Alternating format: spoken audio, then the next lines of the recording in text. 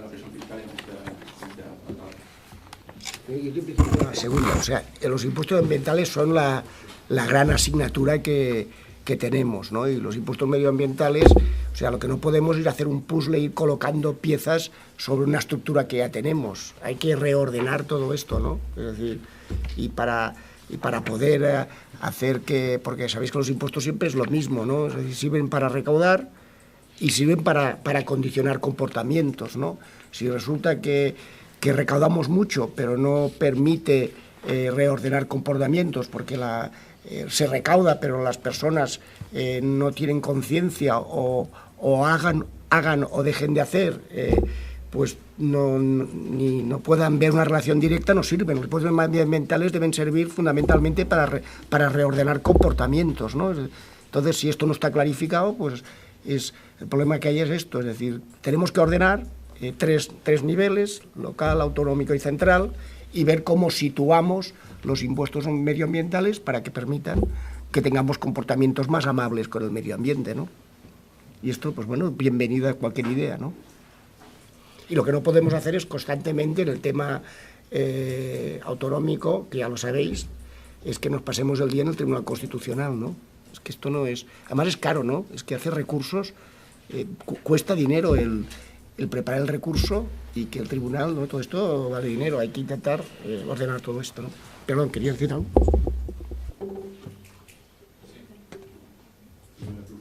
Problema municipal.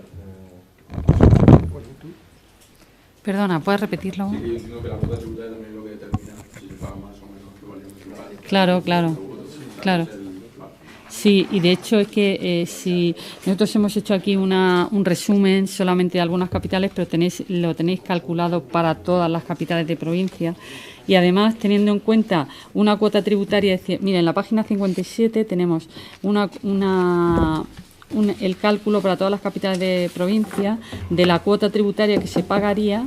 Tened en cuenta siempre que tenemos que reflejar el hecho de que hemos trabajado solo para saber el efecto tipo impositivo, ¿vale? Como, por ejemplo, en el ejemplo que ellos hacen de renta, os cogen rentas del trabajo, en el panorama de la fiscalía autonómica, renta de trabajo de una persona que tiene una determinada situación económica, ¿no? O familiar y personal. Aquí hemos cogido exclusivamente tipo impositivo, porque si no podemos hacer para cada capital de provincia, tendríamos que ver cada ordenanza fiscal, las bonificaciones que se utilizan y, sobre todo, lo más difícil sería hacer el ejemplo, ¿vale? Porque cada una de ellas tendría su propia bonificación. Entonces, nosotros hemos jugado con el efecto de los tipos como consecuencia de su potestad normativa. Bien, pues en la página 57 tenemos para una cuota tributaria que fuera, supongamos que el incremento de valor del terreno es de 100.000 euros y que se ha tardado 3 años en transmitirlo, 7 años, 12 años o 18 años, porque dependiendo del número de años que hayan pasado, los tipos son diferentes. Y esa es la relación que tenemos para capitales de provincia. Podemos ver que desde Ciudad Real, en la página 58, desde Ciudad Real para abajo, todos son 30.000 euros, prácticamente. ¿Por qué? Porque el tipo que han establecido en cualquier caso es el 30%, que es el máximo. Ya han utilizado sus potestades hasta el máximo posible. Lo que sí os rogamos es que relativicéis un poco los rankings estos, porque, como dice María José, hemos hecho hincapié porque no se podían contemplar todas las variables, porque es multivariable la cuota, ¿no? Hemos hecho hincapié en la variable tipo, pero está sobre todo la variable base, que lo mismo en el ICIO que en el IBI, pues es el valor catastral, y ha habido revisiones. Luego, si ha habido revisiones, pues yo qué sé, en el IBI, por ejemplo, hay 3 años a lo mejor de deducción, que normalmente la aplican los municipios para que no haya un salto del ejercicio anterior al siguiente. En fin, hay una serie de variables que no están contempladas ahí. Entonces, no sé, el tipo de titular, ¿dónde más se paga por IBI? Es en no sé dónde. Pues hay que tener cuidado, simplemente eso, ¿no? O sea, eso sería si los cálculos de las bases imponibles fuesen homogéneos. Es decir, que aplicadas las bonificaciones, te saliesen 100.000 en Madrid con sus bonificaciones y en Barcelona o en Gijón con las mismas bonificaciones, con sus bonificaciones y las revisiones. Bueno, es que la revisión viene en relación con las reducciones y demás. Entonces, claro, sería para municipios que al final, en su liquidación, les saliese un valor catastral de 100.000. Pero claro, para llegar a eso hay que hay que ver el valor catastral, ver las reducciones, etcétera, etcétera. Tiene varios condicionantes ese cálculo de 100.000 al final. Y yo creo que eso se complementa muy bien con la recaudación por habitante, ¿no? Que tampoco yo creo que es la panacea del ranking, pero sí te da una idea para complementar lo otro, ¿no? Sí, yo quería plantear dos cuestiones. Por un lado, quería saber si se han hecho el ejercicio de realizar una comparativa con el estudio de 2010, por los últimos años de la crisis. Me parece entenderle que había un incremento de la presión fiscal a nivel municipal en el último año. Quería saber si los municipios han tenido más elevar los fijos en la horquilla que tiene el margen, o si se han dedicado a adoptar esos impuestos potestativos que algunos no tendrían acceso, por un lado, y qué problema puede suponer que esté tan ligado al tema inmobiliario con la caída del valor de los inmuebles durante la crisis. Y por otro lado, quería preguntarle o conocer un poco qué estimaciones tiene sobre el impacto que puede tener todo el tema de la judicialización del impuesto de la plusvalía. ¿Cuál creen que puede ser el impacto en los ingresos municipales o incluso cuál puede ser el coste de las devoluciones que están poco? Bien, pues con respecto, efectivamente, es que el tema clave aquí para las haciendas locales, y no sé si acertadamente o no, es el inmobiliario, efectivamente. Entonces, claro, estamos hablando en 2010 de una situación completamente diferente a la actual. 2006 había sido un año fantástico para los ayuntamientos. Yo creo que cualquier alcalde que le dijera, ¿firma usted tener las mismas cuentas que tuvo en 2006 o incluso en 2007? Le diría sí, porque estaba entrando dinero, muchísimo dinero, asociado a la actividad urbanística, impuesto de construcciones, instalaciones y obras, impuestos sobre incremento de valor de los terrenos de naturaleza urbana, tasas relacionadas con la construcción, etcétera. Entonces, claro, en 2010 acababa de pasar que los ayuntamientos dejaban de tener esos ingresos y se habían quedado ahí un poco en stand-by, viendo que habían caído considerablemente sus ingresos y, sin embargo, pues no sabían muy bien cómo tirar hacia adelante, y fue cuando se produjo un mayor endeudamiento por parte de los ayuntamientos. Con posterioridad se les pusieron limitaciones muy estrictas a la posibilidad de endeudarse por parte de los municipios, y de hecho pues ahora tienen superávit. Claro, la situación es drásticamente, completamente distinta tanto de 2010 a 2018. En general los ayuntamientos han hecho bien sus deberes en cuanto al tema del superávit, etcétera. Ahora, otra cuestión diferente es que descansan sobre impuestos reales. Pensemos que el impuesto de bienes inmuebles procede de la contribución de inmuebles, cultivo y ganadería de 1845, que era un impuesto estatal que luego en 1978 se convirtió en un impuesto local. Pero la parte fija, porque la variable, digamos, los rendimientos procedentes de un bien inmueble van al impuesto sobre la renta. O sea, solamente la cuota fija se dejó en impuestos locales. Son impuestos reales, son impuestos arcaicos y que no están muy en sintonía con lo de que debería ser ahora mismo un sistema fiscal más flexible. Pero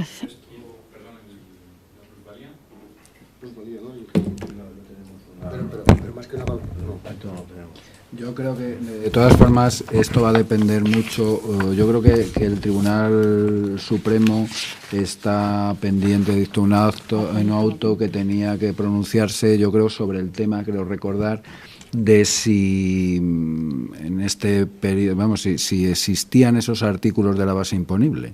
Entonces, claro, yo creo que depende mucho de que se puedan liquidar finalmente o se resuelvan los recursos, claro, de aquellos que no habían incrementado el valor del terreno, pues lógicamente eso está perdido. Pero es que a lo mejor también está perdido el de que los que habían incrementado el valor del terreno de todos los periodos no prescritos, ¿vale? Porque ha habido determinados tribunales superiores de justicia que han dicho que se habían expulsado de la ley del impuesto los artículos que hacían referencia a la base imponible, entonces no se podía liquidar, y eso ya es otra cosa. Entonces yo creo que eso es muy difícil de evaluar. A mí, por ejemplo, me sorprende profundamente cuando hablamos de grandes reformas. Uno de los temas que tenemos es el tema de la justicia, ¿no? Y la justicia, sabemos que como no va a haber, no tenemos ninguna certeza de que nuestras administraciones públicas tengan recursos excedentarios los próximos años, hay que administrar lo que tenemos. Entonces la justicia lo que tiene que hacer es reducir la conflictividad como paso previo a intentar ser más ágil, ¿no? Es decir, entonces resulta que todo lo que sea reducir conflictividad va a favorecer que haya menos recursos y va a favorecer que nuestra justicia se pueda centrar, ¿no? Entonces, hombre, sorprende que lo normal sería que se hubiera entrado en el Parlamento un proyecto de ley, un Real Decreto Ley, que teniendo en cuenta las claves que hay del tema judicial respecto a este impuesto, donde facilitara que facilitara la liquidez y evitara la conflictividad. Pero claro, es que en esta situación, como los contribuyentes por definición no les encanta pagar, pues por definición, pues si se les recurre, si se les liquida, recurren por principio. Otros ayuntamientos como ya no recurren, ya no liquidan a la espera. Aquí todo esto es yo creo que, bueno, podríamos dedicar los esfuerzos a otras cosas, ¿no? Porque a veces tenemos esta visión de que las administraciones somos nosotros y el costo de la administración lo pagamos entre nosotros. Entonces, todo lo que sea reducir conflictividad, pues esto tiene una ventaja, pues a mí personalmente, no sé si esto es colectivo, nos sorprende que un tema como este, donde las claves centrales ya están, pues lo normal sería un Real Decreto Ley, un Real Decreto Ley en el Parlamento, donde se dice esto funciona así, con lo cual cada uno ya sabe las reglas del juego y el que sea el contribuyente conflictivo por definición será, pero eso es sorprendente, ¿no? Perdón. Cuatro sentencias del Supremo sobre transmisión el sistema que va a suponer.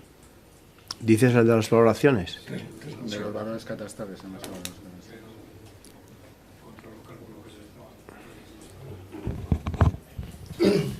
Bueno, nosotros ahí lo único que decimos es que, en fin, traemos un problema de cómo se liquida el impuesto y sobre qué base, y hemos entrado ahora, cuando ya más o menos todos los contribuyentes estaban un poco habituados a liquidar por valor catastral más un coeficiente, pues eso se elimina, ¿no?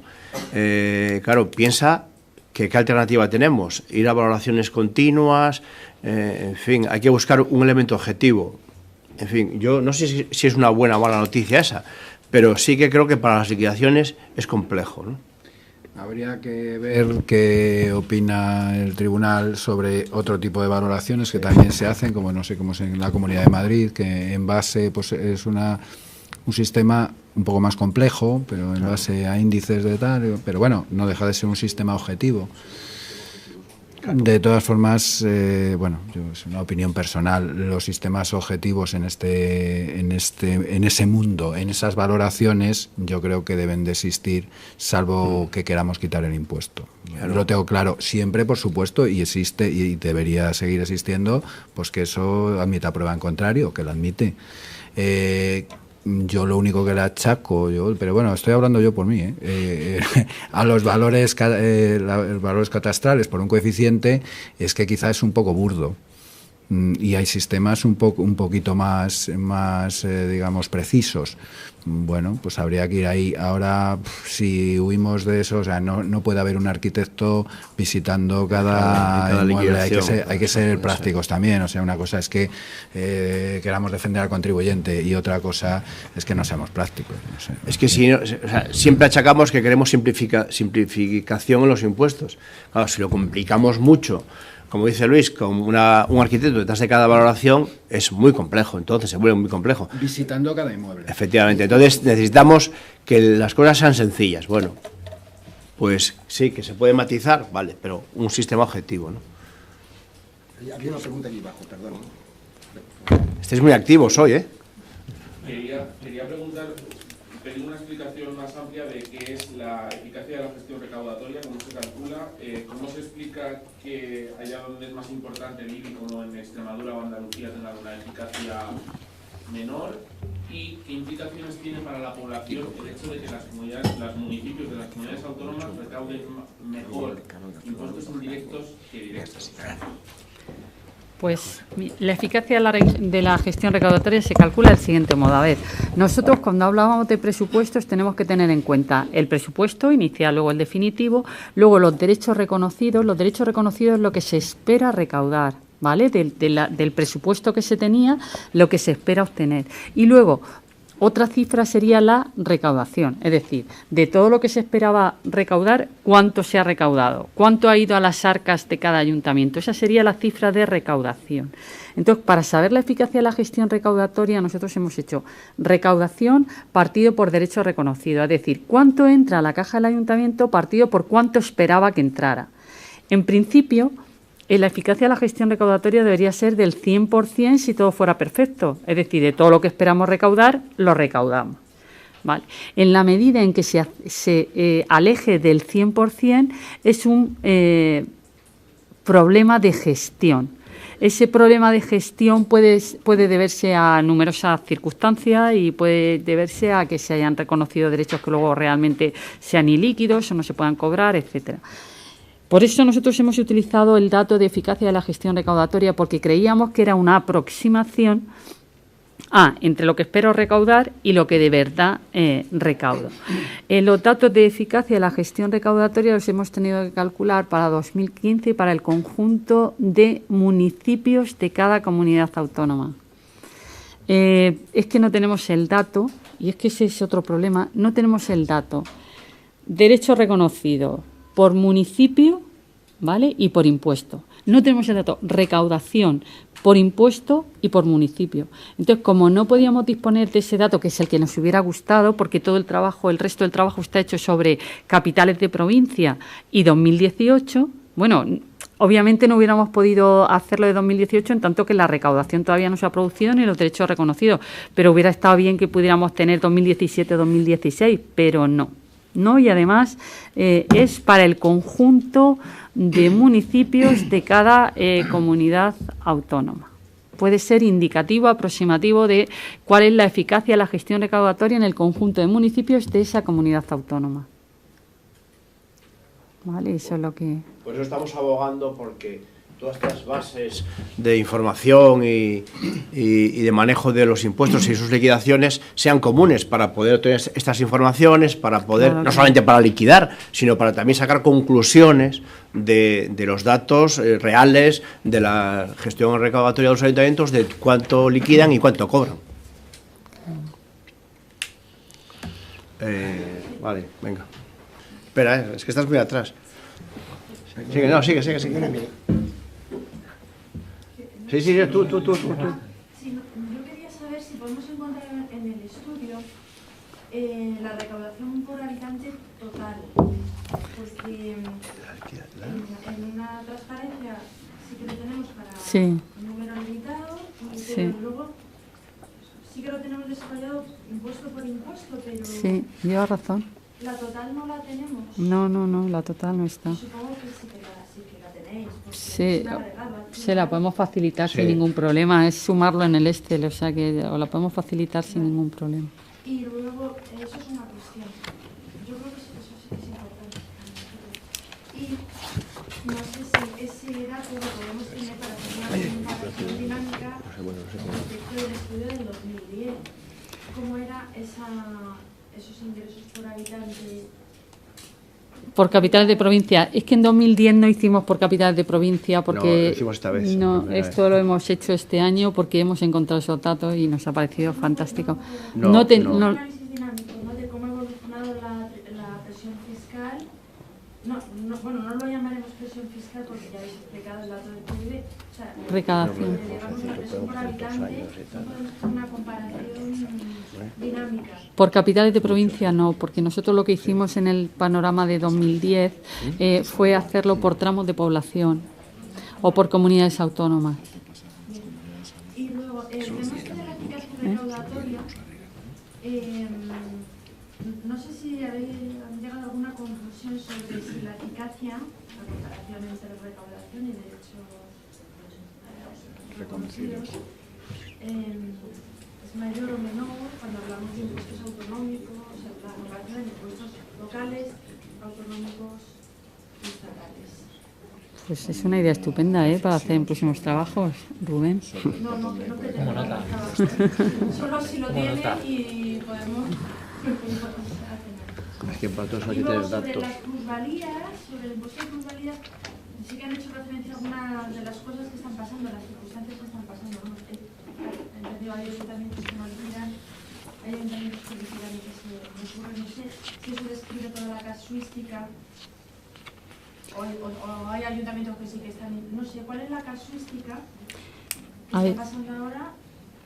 Básicamente hay dos posturas, la maximalista y la minimalista. O sea, ya sabemos que el Tribunal Constitucional declaró la inconstitucionalidad y nulidad de determinados preceptos del artículo. Entonces está la posición maximalista de algunos ayuntamientos que dicen que todo es nulo, que se ha dicho el Tribunal Constitucional, que la base imponible está mal calculada en cualquier caso, haya habido un incremento o un decremento del valor. Y luego está la posición mínima. Esto estamos en tribunales, ya estoy hablando de... ¿Los ayuntamientos han adoptado esa posición de no voy a liquidar hasta que no haya...? Algunos han decidido... Yo exactamente no lo sé, porque es que eso es complicadísimo de saber, ¿eh? O sea, tienes que coger cada ayuntamiento y ver en cada ayuntamiento que están todos diciendo qué hacemos con esto, qué postura han tomado cada uno de ellos, ¿no? Entonces, claro, esa es por una parte. Y por otra parte, hay otros que dicen que no, que solamente es nulo la plusvalía, el impuesto, cuando hay pérdida. Entonces, entre esa postura maximalista y minimalista se están moviendo los tribunales. Primero que hay ayuntamientos que están por autoliquidación. Claro, ¿no? ese es otro tema. Esto es que, de verdad, cuando introduces tantas indefiniciones, perdemos una cantidad de recursos públicos y privados, porque esto es un lío. Porque claro, si tú resulta que tú lo que haces es que no liquidas tú, sino que liquida el contribuyente, pues tú lo que tienes que hacer es no liquidar y ir con cuidado que no te pasen los 4 años más el mes o lo que fuera y te esperas. En otro ayuntamiento resulta pues que tú tienes que liquidar. Tú si tienes que liquidar y no puedes dejar de hacer una cosa que está legal. Otra cosa es que si el contribuyente no te recurre, pues adelante. Si te recurre, pues tú mires los plazos para evitar que haya que no te perjudique la vía administrativa o judicial que se inicie. O sea que se van haciendo estrategias en función de la realidad de cada ayuntamiento, ¿eh? Entonces, pero cada ayuntamiento es que, bueno, podemos intentar preguntarlo, ¿no? Es decir, pero que yo, por ejemplo, hablábamos hace algún mes con una responsable, por ejemplo, de una entidad que es supramunicipal, que liquida, que lleva la gestión de municipios pequeños y medianitos, y el responsable o responsable, sea chico o chica de este organismo, te explicaba, pues claro, que tenía una dificultad, que aunque la Corporación Metropolitana en pleno diga que no hay que liquidar, tú resulta que si está vigente, tu obligación es liquidar. Dependerá en cada situación, ¿eh? Claro. Y esto es... Y claro, y los ayuntamientos miran estos dos caminos y después vean que según cómo se resuelva este tema, que no pierdan derechos de poder liquidar o de recurrir si no les interesa respecto a lo que han hecho los contribuyentes, ¿no? O sea que realmente es una situación un poco, ¿no?, que se pierden muchos esfuerzos inútiles, sabiendo que además tiene que tener una solución esto. Está a punto de salir una sentencia del Tribunal Supremo sobre el tema de casación, sobre un recurso de casación que se planteó sobre esta materia. Quizás salga en los próximos días. Y a lo mejor ya entonces nos abre la luz a todos para saber exactamente dónde estamos y cuál es la situación. Sí, claro, municipios con autoliquidación es un problema, ¿eh? Porque la autorización la tienes que presentar. Otra cosa es que lo recurras. Perdón, vamos allí después. Dejamos para el final. Siempre dejamos para el final. Ya lo damos por supuesto. A ver. Es el del CFI. Pero no son los únicos que anuncia este gobierno. Está hablando de impuestos a las tecnológicas, que ya las tienen en el Partido Popular, de impuesto a la banca, alguno más para financiar el sector. Quería saber qué parece este anuncio del gobierno de Pedro Sánchez de crear nuevas figuras impositivas, nuevos impuestos que irían a los impuestos de 2019. Si es un afán recaudatorio para conseguir la financiación, para el aumento del gasto que se prevé, o sí que tiene sentido. A ver, precisamente Luis y Jesús, el día 10, nosotros te contesto con evasiva, pero que el día 10, nosotros hacemos cada año el REAF hace cada año un manual, entre comillas, sobre la liquidación del impuesto sobre sociedades, y este año, y normalmente no hacemos un encuentro con vosotros, ¿no? Y este año habíamos pensado atrevernos a convocaros para hablar y haríamos una pequeña reflexión, no tanto política, sino las dificultades técnicas de encajar todo esto en un marco de socios comunitarios o sea, allí haremos una pequeña reflexión sobre esta historia, ¿no? Fundamentalmente estos impuestos que has mencionado, ¿no? Desde un punto de vista técnico, y lo haremos el día 10, ¿no? Que fundamentalmente es ver las dificultades de coordinación internacional de estos impuestos. Esto está previsto para el día 10, que tampoco hay muchas expectativas porque lo único que hablaremos es del tema técnico, ¿no? Pero vamos a ver. Pero vamos a ver. Vamos a ver. Piensa los impuestos. Pero nosotros repetimos, vamos a ver, la acción política es muy compleja, no es fácil criticar, es fácil decir lo que habría que hacer, pero cuando te pones en el cuerpo y en la mente de las personas que tienen que gestionar lo público y el Parlamento, no es fácil, ¿no? Esto es lo primero. La segunda es que estamos España es posiblemente los países más abiertos desde el punto de vista de todos los temas, y somos socios comunitarios, es un mundo muy abierto, cualquier cosa que se haga hay que hacerla en un contexto general. Entonces, primero, para opinar hay que conocer proyectos, ¿no? Porque una cosa es que se digan comentarios, pues sabéis que hay cosas que se dicen y después dices, cuando tienes el proyecto puedes valorarlo. Si solo es una opinión, pues resulta que te es muy difícil valorar. Nosotros creemos que es correcto, no lo hemos acabado creemos que es correcto que se planteen temas, pero hasta que no hayan proyectos, tal. Ahora, siempre hay la variable internacional. Nosotros hoy en día, pues, todos sabemos, por ejemplo, el impuesto sobre sociedades, que hay un tipo impositivo estándar, y sabemos, los que teóricamente entendemos de esto, quiere decir muy poquito, porque realmente el diablo está en las tripas de los impuestos. Pero hoy en día todos los países intentan, ¿no?, ir a un tipo impositivo porque se han dado cuenta que a nivel internacional, pues esto pasa un poco en estos temas, pasa así. Ahora, que es evidente que el tema de los impuestos medioambientales el tema climático es un tema estratégico, el tema de la salud, de la respiración en las ciudades, todo esto son temas estratégicos. Esto es que está aquí esto, ¿no? Además es bueno porque ayuda a las empresas que hagan cambios tecnológicos para adaptarse a las grandes demandas, ¿no?